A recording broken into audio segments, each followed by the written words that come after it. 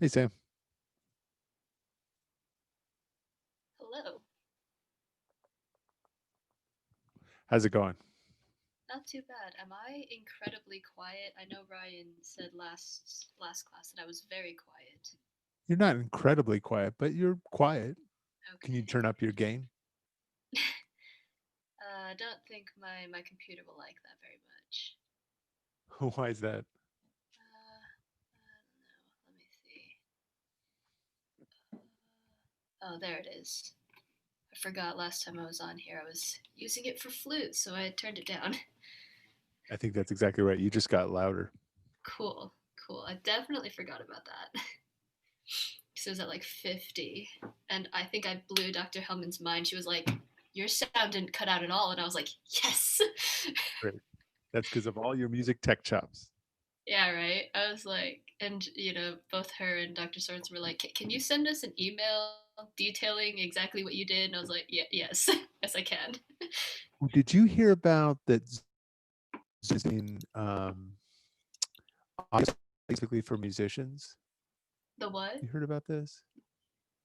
They've adjusted their audio settings to do some stuff that is better for musicians. Yeah, yeah, I noticed that now when you go to the audio settings, it says underneath the suppressed background noise, it says select the default noise suppression level low to optimize for music. And I That's noticed that the last time, and I was like, that's pretty cool. Yeah, there's been enough complaints that I think they did some changes to their algorithm because it's rough for music, especially with multiple people playing at the same time. Yeah, yeah, There's still better programs out there, but Zoom is really strong. There's better programs for music, but it doesn't have all the features Zoom has. Zoom's pretty great. It's a yeah. miracle we have this during physical distancing. Can you imagine doing this? Well, you were young, but you can imagine doing this even 5 years ago. We'd be Yeah, sunk. yeah, yeah. No, I definitely like think about like when I was a kid. It's like we still had the giant like box computers, and it's like it just wouldn't have worked. Like I still remember my dad calling my aunts and my grandpa in Hong Kong over Skype because it was cheaper. So yeah, Yeah, no, I even remember when Skype came about, and it was really janky at first, but it was like a science fiction movie. Like when I was a kid, because I was born in '82. Like when I was a kid, and you watched like 2001: Space Odyssey or any of these kind of like futuristic space movies, it's like, wow, video call. Maybe someday. And then when Skype first came out, everyone looks like this. yeah. Like it's all janky and bad, but Hmm. it was a miracle. Yeah, yeah, no, and it's just I don't know. It's crazy to think how much technology has come even in the time that I've been alive. Yes. It's really crazy. It's your generation that's like experiencing the most rapid shift Hmm. during your formative years. It's pretty nuts. Yeah, It's wild. And especially if you're trying to talk to people from like around the globe, like you have family and you said Hong Kong, yeah, Hong Kong. or like how are you going to talk to them other than this, right? Like I Yeah, remember when I spent a year abroad in England, and whenever I wanted to call my friends, you had to get these calling cards that were really expensive and try and make the whole thing happen like that. It was a drag. So to yeah, have this miracle. yeah. No, it's crazy. Like I know that now like my parents when we message each other like unless I'm calling them we generally just use WhatsApp because that's what my parents use to like talk to like all the cousins and all the aunts and everything. So Yeah, that's really great. Joseph too. I think Dara, do you talk to people back home with WhatsApp? Yes. Maybe. Yeah, nice. seems like a really great program. Hmm. Good morning, Brendan and Dara. What are you doing with the Trailblazers Cup, Brendan? That's cool. Just a fan. Although it's hard to be excited right now. What? That was. So I'm a diehard Blazers fan because I grew up in Oh, the okay. like around Portland. Yeah, I've been a fan since Clyde Drexler. That's my formative years, and Cliff Robinson and all them. That was so fun. That team didn't deserve, to do anything. They had so many injuries. It was fun to see Nurkic back, and it was fun to see Lillard ball out like that and force them into the playoffs. And then they stole a game from the Lakers. This is a win in my books. Really? Huh. Maybe I just had too high of expectations, I guess. I don't know. I just had a lot of faith in them. Since last year? Yeah, I just wish that we had Rodney Hood and Trevor Ariza there too. Agreed. Because I think completely agree. Trevor would Ariza give LA for a run for its money. But boy, it's LeBron and AD. I don't know. Like for this, once Rodney Hood went down and Zach Collins went down and Nurkic was still nursing his injury, it's like anything was just gravy. And so the fact, like, those were some fun games to play into the playoffs and to steal a win and see Melo like hit these step back jumpers again, old school style. That was fun. It's still just like, because I mean, if we would have had them, we would have had a bench. They still don't have a bench. No bench. And the Rodney Hood thing sucks. Like, that's a good player, and that's a hard injury to come back from. It's true. We've never talked Blazers before. Everyone go home. Brendan and I are just going to talk Blazers for the next hour.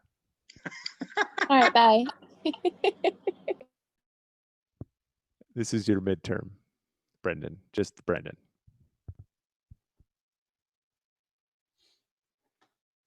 All right, well, let's get started, and folks will just kind of filter in as they go along. So I didn't even think about this until I saw that Dara did it, but a recommendation would be to subscribe to my YouTube page, not my personal one, but my ISU one, because that's where this is all going live.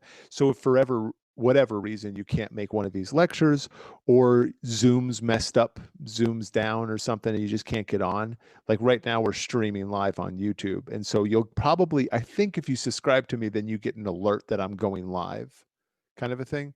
So I would recommend it. That's a really smart thing. I just saw that Dara did that yesterday, or Tuesday or whatever. So something to just to keep in mind, especially for this semester. You can unsubscribe. I don't think I'm going to be like producing sweet content off of my ISU YouTube page. So it's not like I'm trying to get my subscribers up. Dara, I think, brings me to 3. But the point is just so that when I go live again, if you miss a class, you can just catch a YouTube clip, because I try and make them all unlisted. So that you need the link, which is why I keep that document in Google Drive with all the links from these lectures. So I don't think you can find it unless you have the link or if you subscribe to me. Cool. All right, let's dig into the Orla mixes. Again, we have this week and the next 3 weeks, so 4 chances to do 2 mixes, right? And so if you were doing Orlas, I want it by the end of the day. If you're not, that's fine. You got 3 more chances to do 2. If you want to do all 4, outstanding. I would love to listen to them. Does anyone want to jump in and share their Orla mix, or just sort of talk about what they did? I'll jump on Google Drive too. I haven't checked who turned it in. So you can you hear me? Is it working now? Yeah, I can. Sweet. You can check out my mix that I did. I did something with the whistle at the beginning. I made like the first half of it in one ear and then the other half in the other. Yeah, it's pretty cool. So I was definitely listening to them last night. So thank you. But we can check that one out if you want.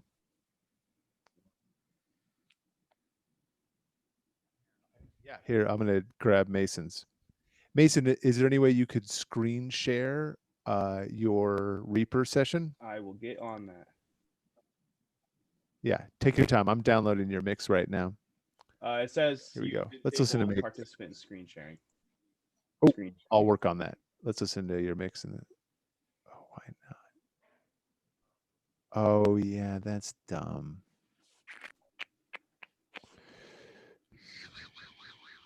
Give me... Okay, let me do one thing at a time. So in order to stream live, I'm going through this program called Voicemeeter, and then it gets kind of funky with playing tracks. So first, let me let you share all participants. Okay, you should be able to now, Mason. Go ahead. Sweet. And then remember, I talked about this on my lecture from last week, but you have to change your audio settings to like up. You can't see me on the upper right hand corner where you change your audio driver. Just click on that Is it bracket. this right Yeah, here? you Oh. no upper right. Yeah, that's. And Oh, that's instead of good. wave out, pick Preferences. Zoom. Oh, it doesn't have Zoom. Why is that? Here we can. You can tell me if it worked. No. Nope. Okay. Yeah, try again. Go to audio preferences and see if we were looking at the same thing.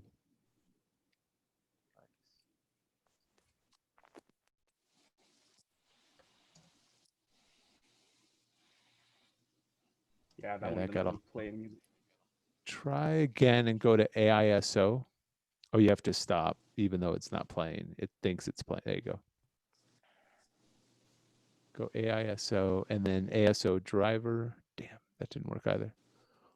For all or No. Go back up to audio system.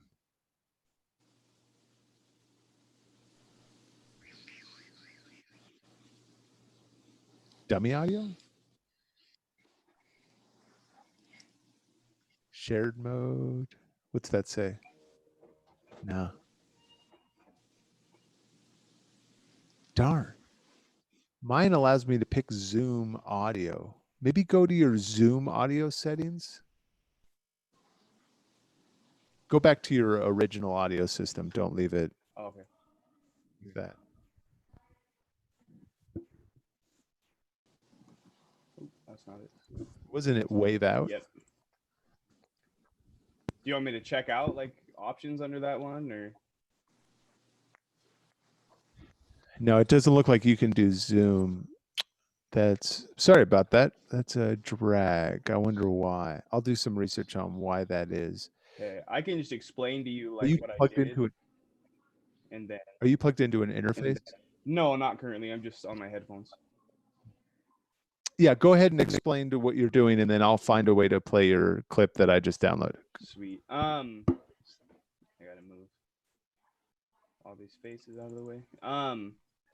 So I like for the whistles or the whistle, I cut it in half, kind of where the phrase has this pause, and I put the one half all the way over to my left ear, and then the other one all the way over to the right, and then I put them through Sweet Verbo, and found a level.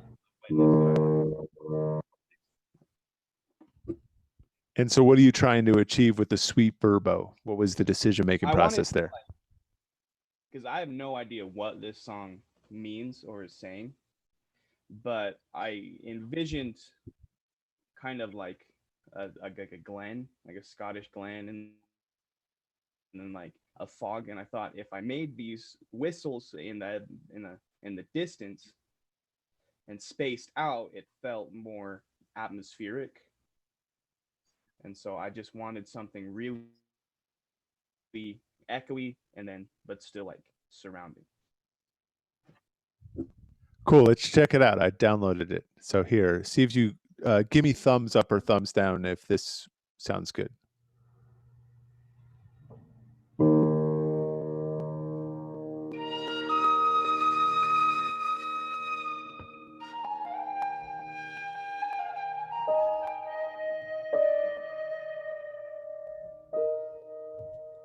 That's a neat effect. I like that. Tell me, other people in the class, like, what does that effect do for you as you listen to this? Could you hear it? It was like a really dramatic pan.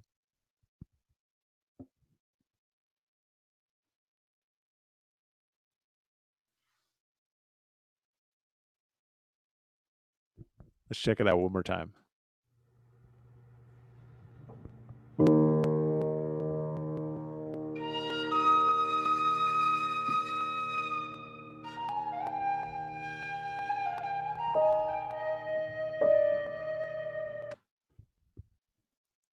That's cool. I think it gives that effect that you were talking about, like from the right to the left, as it moves like these two whistle players from over a foggy glen. Go ahead, Ryan. Yeah, did you ever find that stereo setting for Zoom? Because mine's definitely mono. But I haven't looked around for it. Are you saying that the audio I'm playing is Yeah, I mono? heard it like totally mono. Oh, Same. well, thank you for saying that. I'm looking at it right now. It says it's stereo. Let's Okay, try this. Oh, you think it's Zoom that's doing it? Yeah, for sure. There was that thing I sent you a while ago, and I never actually messed with my settings, but I think we all need to change our settings in the web That's client. interesting. Was it mono when I was doing my lecture last week? When I was playing with Pan and moving the pianos around? Probably. Here, let's try this real quick.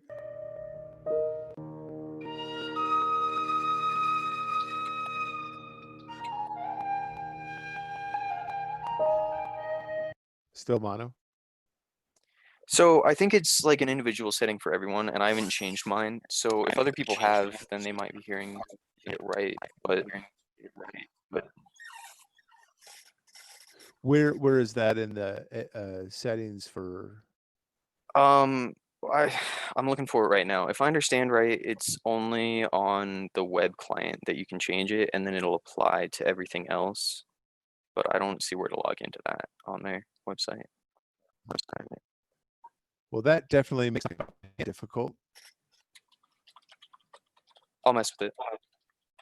Yeah, sorry. When I read that article, I was just thinking about how it was talking about sharing audio from different settings, but not the mono thing. So I will do some work onto that. Huh, because I can hear it stereo. Well, drag. Then let's have a conversation at least for today instead of me finding ways to change the audio settings. Let's talk about like the reverb that Mason used on the beginning, and then let's listen about 30, 45 seconds in, and then talk about what's going on.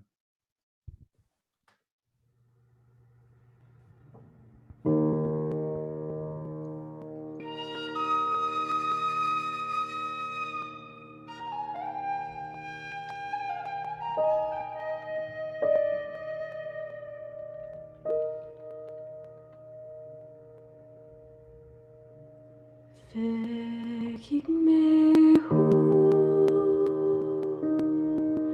snöskammen spel. Fick med sauren gäs affär.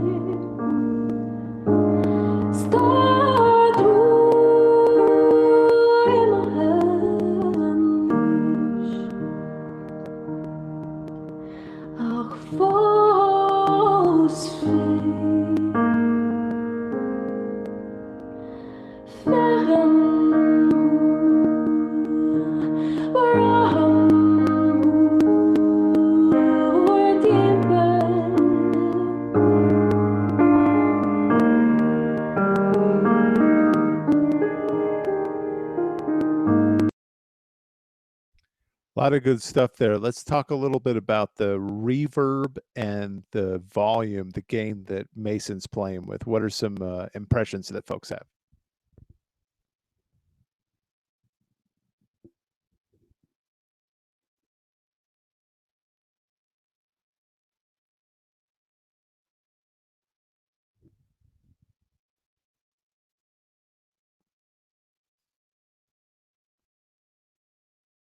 And we could just talk with like, what did he do? Like, what are some things that he did? What are some strategies he employed?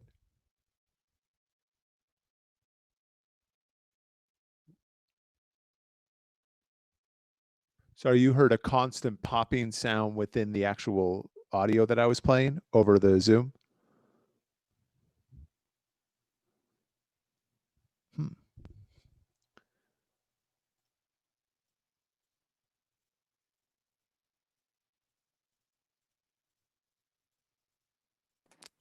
So I might have found something that'll help with that too.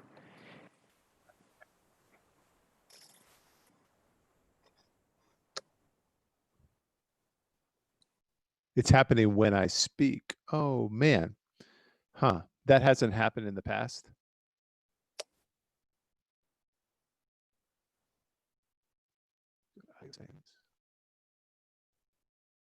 Test, test, test. Am I still popping when I talk? A little bit. It's less now, bet. but It's less. Here, let me turn down a bit. Let's try. Is that better? Different, better, it's Same. different, certainly. different. It's still popping, but in a different way. No, No, you're just super quiet now. Yeah, yeah. Okay. I just sort of turned down, but I'm trying some different gain strategies. How's this? Is this better? Yeah. Check, check. Talking, talking, talking.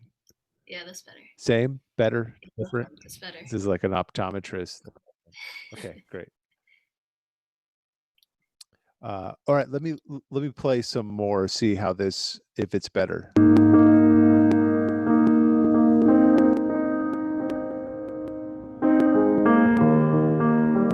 ahead and throw it in the chat. Is it still popping? It is still popping. Well, darn it. That's stupid. So this could be like, I like a that. super dumb Is it idea. not happening on Tuesday? Say it again, Could Mason. you like share your screen from like the Google Drive folder and then play our music, and then it might come through like we're watching a video with you or something? Just a dumb thought. I don't know if that changes anything. Sure. Try something totally different.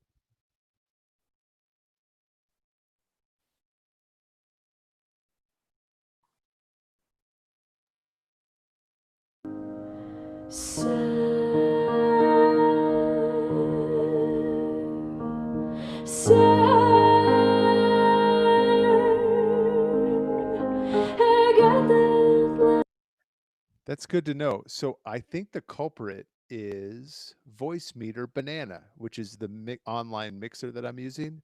It seems like when I bypassed that, it was okay.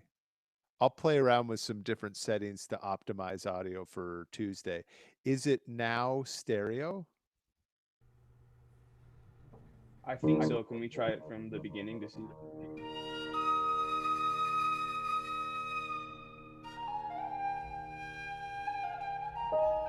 Still mono. Well, at least it's not popping. One win for the day.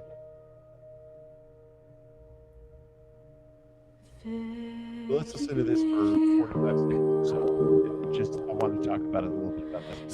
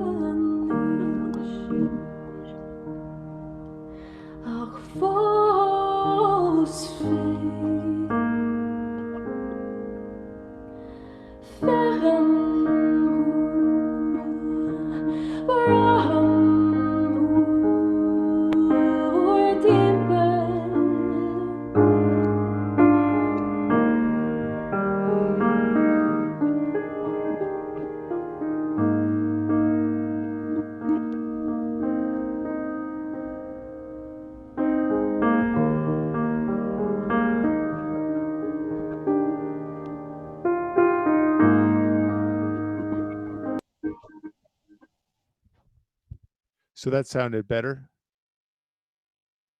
So I wonder if it works for this one, but I found that setting. Yeah, Ryan, I just did a quick Google and I went into my account and I clicked something that says allow participants to select stereo. So everyone go into your audio settings and see if, is it there, Ryan? Have you, I can't see on yours, but if you go into audio settings and see if it says, sorry, go ahead. Oh, yep, it's right here. And then there's another one for enable original sound, and I wonder if that would Help with the I think popping. that does help. That's interesting.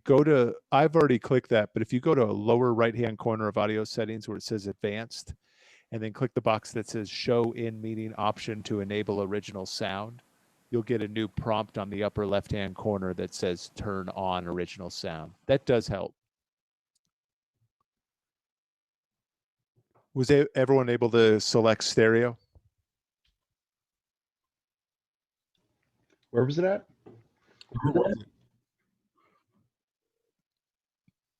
Who's done it successfully? Because I can't see it on my end. I just enabled you guys to do it. Go ahead, Ryan. Can you kind of explain how to do it?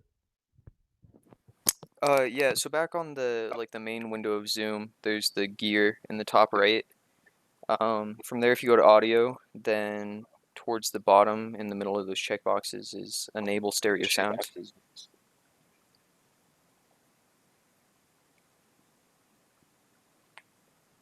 Interestingly, it still doesn't exist in the client.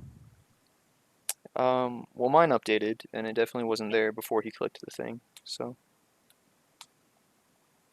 Yeah, mine hasn't updated yet.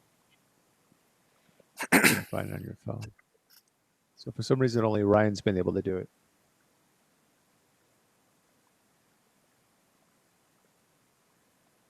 Oh, I've also got mine turned on my web client, so I wonder if that matters.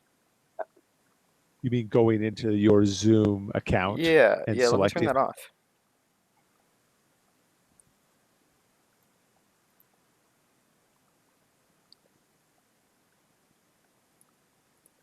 Yeah, okay, it's gone. So everyone has to turn it on through like the website. Yeah, so you have to go to zoom.us or whatever, select your, where is it? My account, go to settings, and then just do a Control F search for stereo, and then select turn on whatever it says. And Dara, I don't know if this works for mobile. I'm sorry I didn't sniff this out before. I had no idea you guys weren't hearing it in stereo, because I've been hearing it in stereo this whole time. We're all getting really good at Zoom. We're like master web conferencers by the end of this semester. Thanks for being patient. And thank you, Ryan, for getting this going, for figuring it out. Yeah, certainly on a PAN lecture, that's an important element.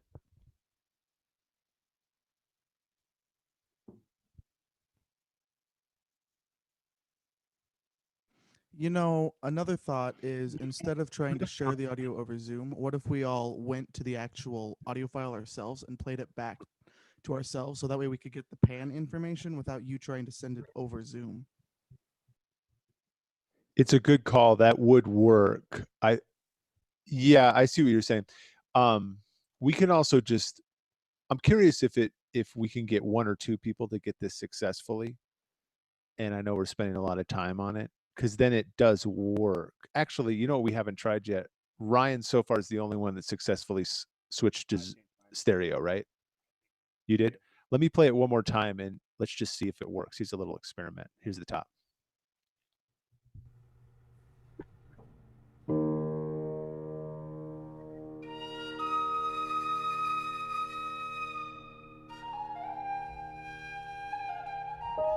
Okay, well then that's no good. So it's still mono. We might need to like rejoin or something for it to update, you know? Yeah, I don't know. It might be better next class or something. Yeah, I think that makes sense. Let's do this. We're going to do a little bit of because we still have 20 minutes left. Sam's right. We could definitely, everyone like download the audio, but that's going to take even more time. So I'm going to do some research and I'll try a couple Zoom meetings before Tuesday, and we can just push this lecture to Tuesday. So I'm going to spend the rest of the class talking about the next practice mix, which is Bohan. So between now and Tuesday, you guys can check out some of those mixes on Google Drive, and then I'll do some work. Now I know that this is an issue with the stereo. Is that cool? We're just going to audible today. About Great. audio movers? Thank Oh, what's it called again? Yeah, but that's exactly it. I'm going to do some research on different ways that I can push the audio forward. Right now, I'm using Voicemeeter Banana. That might be the culprit. I'm not sure. I just have to troubleshoot it with like just trying this on Zoom, but that's not for right now. I'll do that and I'll see if I can figure this out by Tuesday so that we can listen to full mixes without people having to download it on their own. It should be, there should be a way. So let's do this instead. I'm going to share my screen and we're going to talk about Bohan's piece. Oops, where are we? Oh, well, darn it. I just lost everyone. It's one of these days, man. There we go. Okay. So this is all on that same stems for practice mixes. Should computer sound. And we're going to build a Bohan session. So it's a little bit more complicated than the Orla one. The Orla one was just a few different tracks.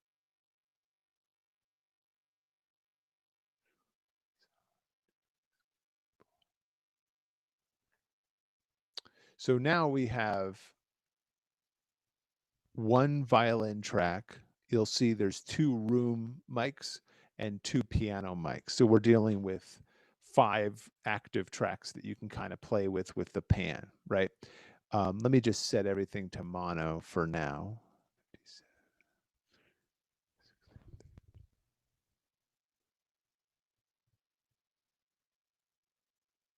So once you put everything in, and you can kind of listen to it, see how this works. How's the audio quality?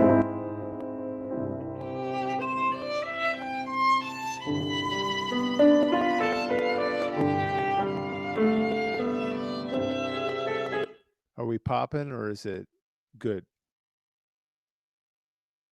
How's the audio quality? It's bad audio quality. Is it popping? Here, let me see this chat.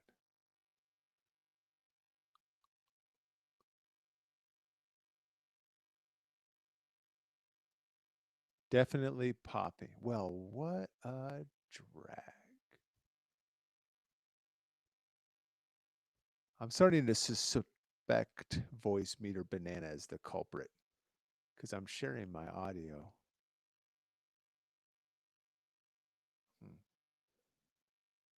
Darn. Let's try that real quick.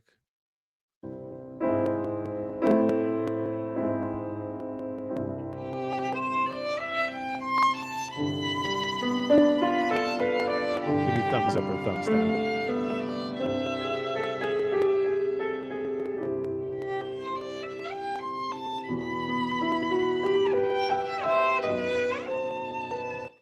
Well, stupid. I'm sorry. This has been like a total train wreck of a class. Okay, I'll do some work on that. Let's talk about something else, even more of an audible.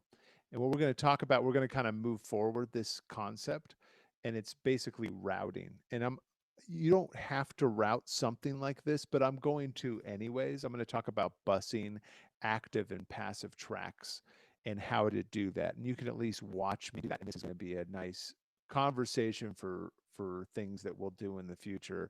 And like I said, I'll just fix these audio issues by Tuesday. Sorry about that. Thanks for the patience. Okay, so the way that I colored these tracks, you know, I just do random colors. If you have an aesthetic, you can always go for it. This is pretty gaudy, like pale yellow, orange, and purple. But what it does is it sets my eyes directly to like how the tracks are organized. I have 1 violin track, 2 room tracks, and 2 piano tracks, right? And so that I have these things that I can work with, and they're very easy to see. So what we talked about in the very first day of class, and I know a lot of you already know this, and it's going to be some review, so just sort of bear with me if you already know how to do this. But with every single track on Reaper or any DAW, there's basically two versions of what that track can be: active and passive, something with recorded audio in it, or something that's being routed in order to process that audio. And the reason you would want to do that is, let's say we want to add a little bit of reverb to the piano, right? So we don't want to have to click effects here and add reverb to this channel and then write down our settings and add the same reverb to that channel, right? What we want to do is what's called busing them, take multiple tracks of active audio and route them to passive audio. So I'm going to show you how to do that on Reaper. It's actually quite simple. It's a really great process, the way that they do it. So the first thing we need to do is create those tracks. And the way that Reaper works, all tracks are created equal. With other DAWs, you have to tell it whether it's going to be active or passive or auxiliary in the beginning. In this one, you just add tracks. So in our case, we're going to add a room bus and a piano bus. So we're going to add 2 extra tracks. So just go up here, insert new track, insert new track. For whatever reason, what I like to do is make all my bus tracks, in other words, my my passive tracks, red. I just like them to be bright red so that I can just see them really clearly. And I'm using these words interchangeably. So you can call the passive track the auxiliary track or the bus track. Those are 3 more or less interchangeable words. They mean slightly different things. You can call it passive, you can call it auxiliary, you can call it bus. Bus is the most common way to talk about it. And bus can be a noun or a verb. You can bus something, which is another way to say you're routing it, and you can route something to a bus. So you can bus something to a bus track is another way to put it. You can route something to an auxiliary track, so on and so forth. These words are mostly used interchangeable. So I'm going to name them room bus and piano bus.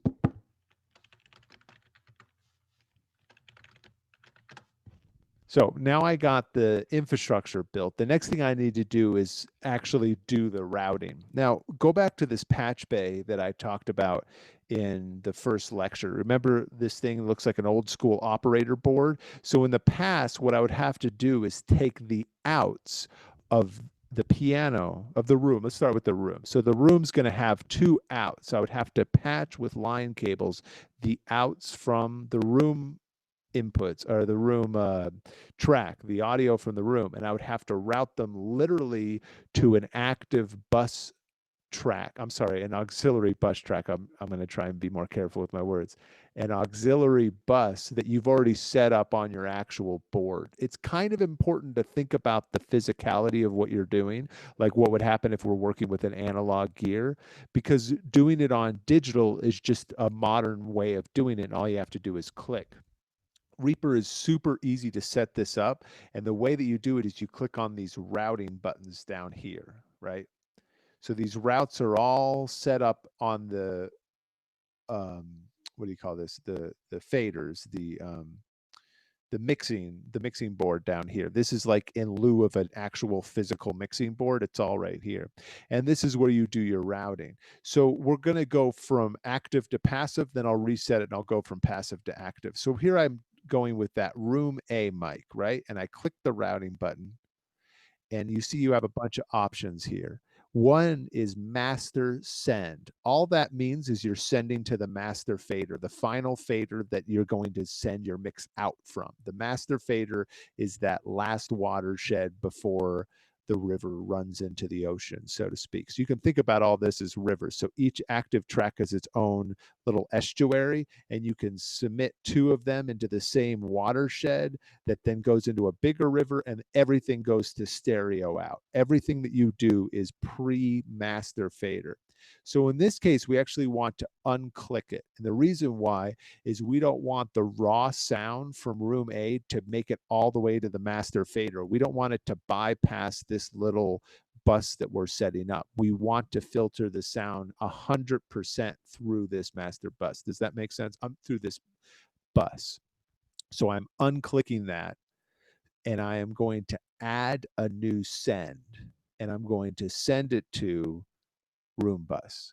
So all it's doing, 100% of the audio from this active track is being sent to this passive bus, this auxiliary bus. So it doesn't get any of its audio to go to the master fader. It has to be filtered through this bus. So the bus is in total control of the sound. Does that make sense?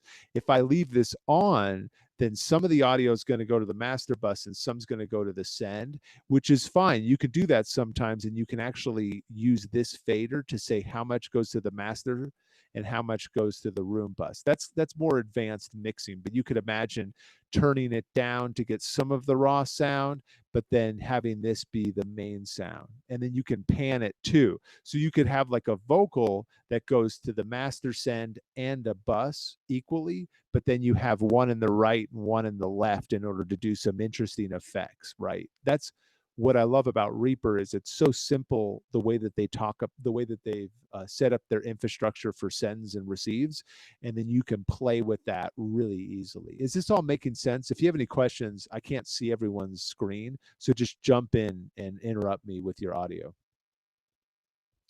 Is this making sense so far, though? Go ahead. I heard someone talk. I didn't know who it was.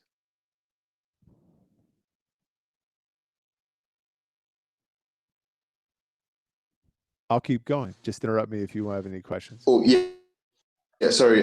Go ahead, Joe. I thought someone. I can't quite hear you. I said I thought someone.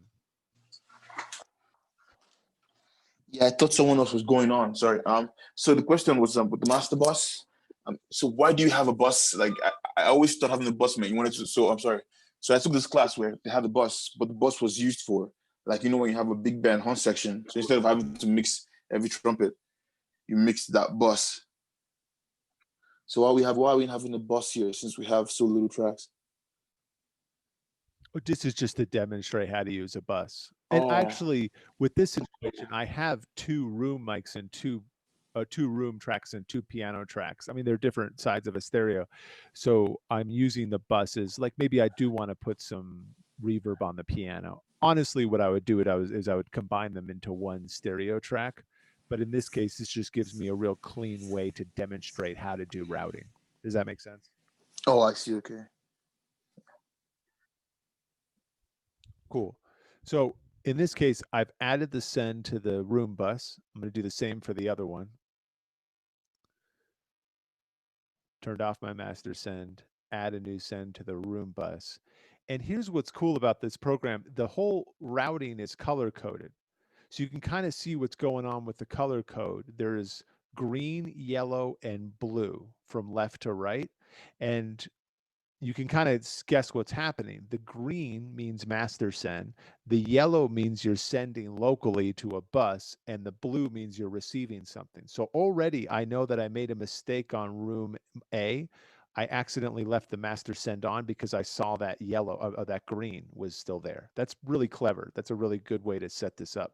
So now I'm in the right situation. I only have yellow on these 2 guys. So I'm sending this audio to a bus, and this bus is going to the master fader, which I want, and it's receiving track. So this all looks good. And then I want to do the same thing with these guys, right? But what I'm going to do with these guys is I'm going to do the opposite, which isn't the most efficient way, but just to show how many options you have. So here I have piano bus, and I'm going to add receive. So I'm going to do the exact opposite situation, and I'm going to receive from piano B, and I'm going to receive from piano A. So I've just created that same situation, but from the other side. However, I still have one more step. What am I missing? What do I still have to do?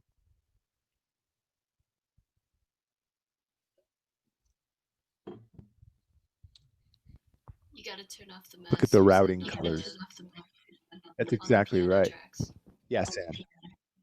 Totally. So the piano tracks, you can see those green stripes are still there. So I just have to turn off those master sends in order to completely have these active tracks adhering to the bus tracks here. Cool.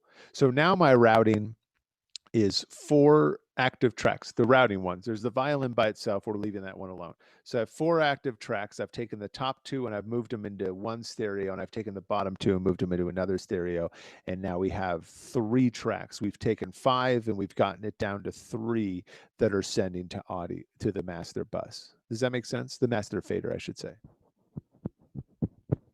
So now when I want to play around with these sounds, so I've already done my pan, let's say, I've already done my gain staging. If I want to add reverb or something, I can just add it directly to the room bus. And then it gives me all these options to like add effects. And now I just do it to one stereo out as opposed to going into each individual one.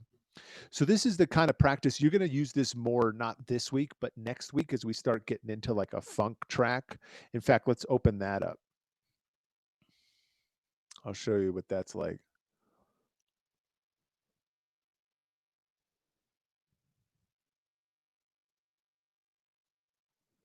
So this is something Joseph recorded last semester, last minute.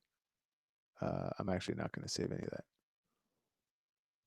So for last minute, you have 3 drum tracks. The drum overhead is a stereo. The drum kick or the bass drum is mono. The stereo is mono. So with these 3, you're sending 3 different audio channels to the drum bus, right? Except for now that I look at it here, all the master sends are still on, right? So you want to select all these, make sure the master sends are off. So you're forcing this audio only to the bus and it doesn't get its own moment in the sun. Same with these 2, the bass DI, and then the bass mic. So with this, you have the microphone on the bass amp and the bass directly into the interface. And so you want to bus that. Same situation with the piano. The keyboard has a mic on the amp as well as directly in. So you have 7 individual audio tracks that are being bused to 3. So this makes more sense on why you would want to do this. And this is one of the assignments next week with this kind of with this exact session. So with something like this, this is going to make way more sense on how to bus things. Any questions on this idea of routing? Anything you want me to talk about more?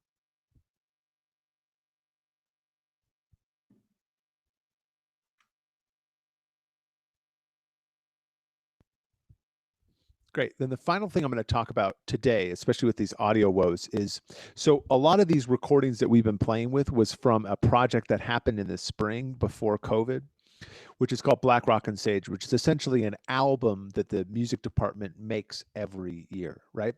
And so we've been mixing a lot of the tracks. Ryan mixed a couple of the tracks. Some students from the recording class have mixed some of the tracks, and they're pretty much ready to go. Everything's in a final mix now, and so now we have to do something called mastering, right? Which who's ever heard of that term? You have like production, mixing, and mastering. We haven't talked about it much here. What does that mean? Go ahead, Mason, or anyone. I've just heard it. I'm not quite sure the definition on how to go about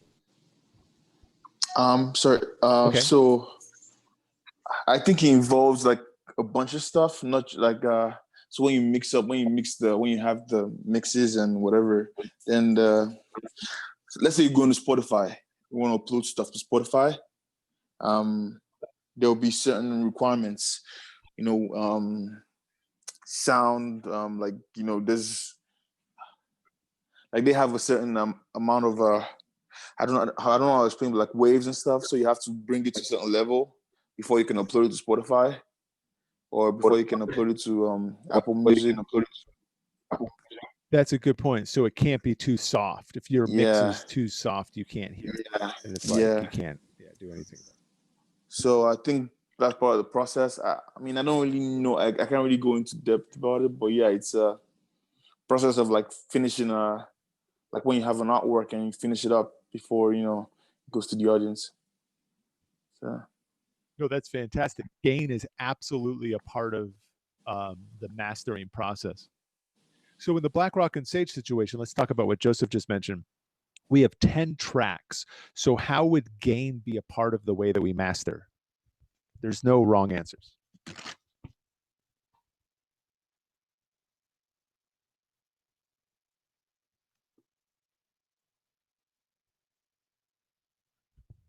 Jump in there.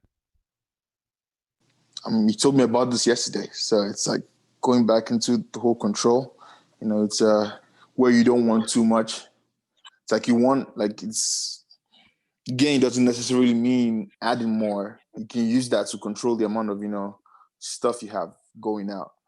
So yeah, I mean, what you said was like there's a wave coming, and you know you're trying to, you know, stop it or control it. So yeah, I think Totally. that's Yeah. Gain is yeah, that's good. If the gain is too hot, then you actually want to bring it back a little bit. And if the gain's too soft, you actually want to push it a little bit. But if you have an album with multiple tracks, and especially with Black Rock and Sage, we're going from a big band tune to an opera song with just voice and piano to Orla's beautiful ballad, Irish ballad, to like a garage band indie pop song to a funk tune. Like we're all over the place with this. So how does gain factor into this last step, even if you don't know about mastering specifically? Like what do we have to do with gain specifically? So for that, it's when you listen to an album, you don't want it to all have like different volumes. So if you have something in an album, especially like Black Rock and Sage, where there's so many different styles and so many different like, you know, volumes for these different things, you don't want it to be all like different. Because if you go from like the big band piece to like Orla's piece and you haven't done the volume and the gain all the same way, then there's going to be a drop in volume when you go from like a really like burning like big band chart to, you know, something with just like Orla or just, you know, the opera piece. And so it's, you don't want that to be different within an album. Fantastic. Yeah, absolutely. That's a great way to put it. Does that all make sense? And let me give you a quick demonstration. So I don't have the big band piece right now, but I have, here's Nicholas's, which is like an opera song. So this is voice and piano, and that's what that one looks like. And then the next one is Orla. Oh, where did it go? There it is. Oh, come on in. So similar, we're doing okay so far. Next one is Katie, which is sort of a kind of a fun indie rock tune.